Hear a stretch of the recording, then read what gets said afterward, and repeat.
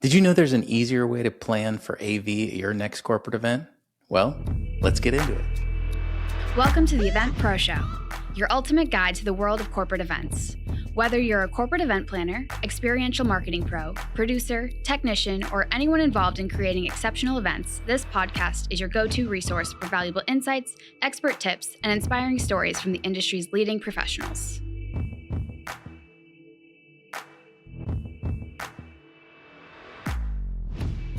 Well, welcome to the Event Pro Show. I am your host, Seth Mackey. I am the CEO of LEMG. We're an event production company based in Charlotte, North Carolina, and we travel with meeting planners all over the country producing corporate events. And did you know that there is an easier way to be planning AV for your next corporate event?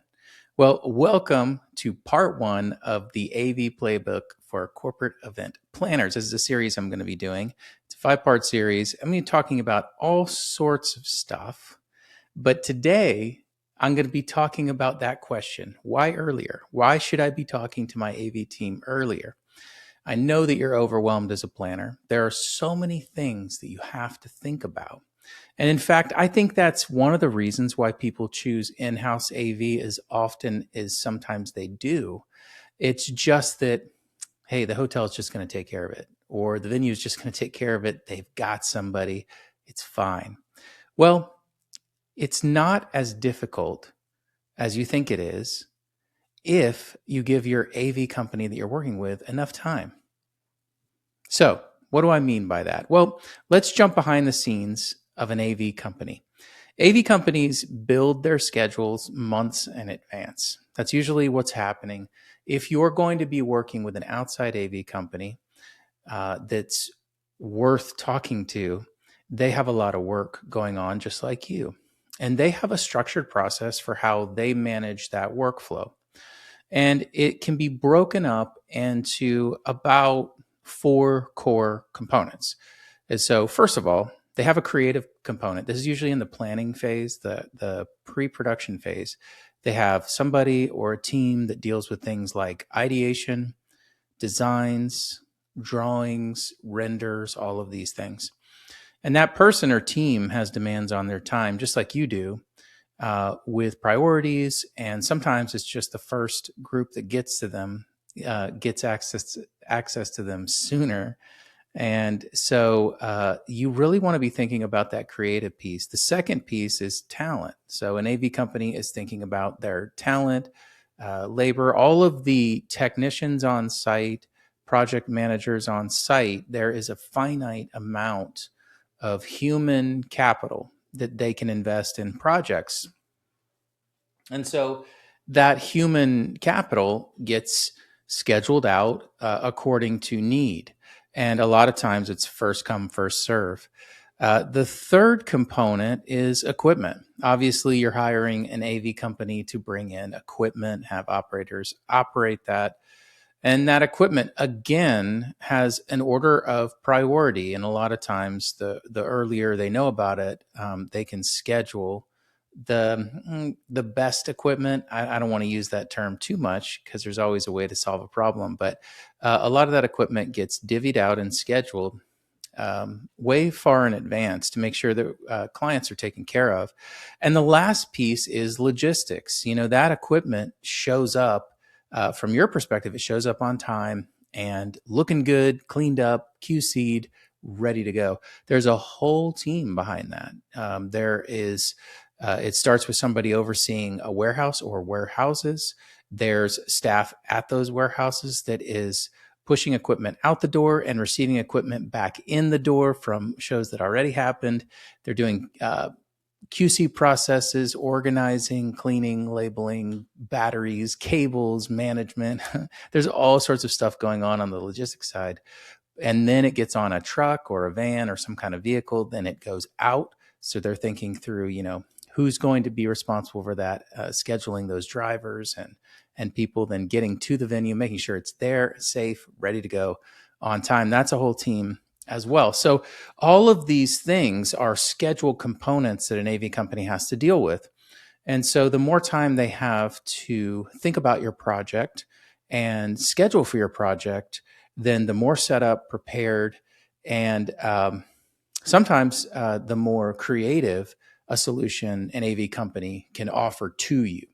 So that is what's going on behind the scenes. So things you can do with this time component. The earlier, I promised you, the earlier you think about AV when you're planning your event, the better the outcome can be. Well, what are some action steps on that? It's great to know that, but what are some action steps? What can I do as a corporate event planner with that knowledge to make my events better? I mean, that's really the bottom line here. That's what we're trying to go for here is. So first of all, define your go-to team. If you don't have a list of preferred partners, go ahead and develop that. That's step one. If you haven't looked at that list recently, if you haven't vetted new people, new entrants in markets or new players, go ahead and look around. When you get a break, take a look around and put together, make sure you have a go-to team of not just AV partners, but all sorts of partners. You have a equipment or event rental partners, you have maybe caterers, and the list just kind of goes on. Make sure you have your go-to team. Number two, bring them in early, like ASAP. The moment you get your marching orders, go ahead and bring those people in so they can start thinking about it, working on the best solution, giving you ideas and concepts. Go ahead and define the basics. Make sure that you can define the basics. This is your next step here. That can be an RFP, but before even your RFP, outline your baseline requirements. In order for this event to be successful, these are the 4, 10, whatever your list is, things that have to be in place. Those are your baseline requirements. That's really helpful early on because you can build kind of your base needs and then you can add creative things on top of it. And then be sure to include your budget scope if you have it or if you have an idea of it. That's always helpful for anyone that's creating a proposal for you because they could give you the moon or they could give you a small thing. They just need to know. They need a reference point. So that's very, very helpful. And by doing this, giving people time to sit with this information, you're letting your partners sit with it for a minute and get creative.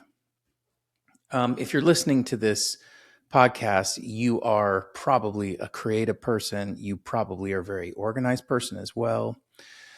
So this should resonate with you, but creative people need time to think and ideate. It's very important. So I'll give you an example of that. There's times when, a project comes in last minute and you really have to kind of lean on things you've done before to get that project out the door. And so there's not a ton of creative time with it. But if you have a lot of time and you've got the information, okay, here's a baseline requirements, what we're trying to solve, got a little bit of time. Creativity is such a fun thing because you could be out walking the dog and you've had time to think about it and an idea comes to you. It's totally original, totally creative. And this happens a lot. So if you're giving your partners time to sit with it and think about it, then those creative ideas come into play and make your event better on the planning side. And so you can create something fresh and new and relevant to that moment in time that you might not otherwise have had access to if you had brought that partner in at the last minute. They're going to have to kind of lean on components they've done before, ideas they've done before, kind of boxed creative ideas, and you're just not going to get that creative magic if you don't give enough time.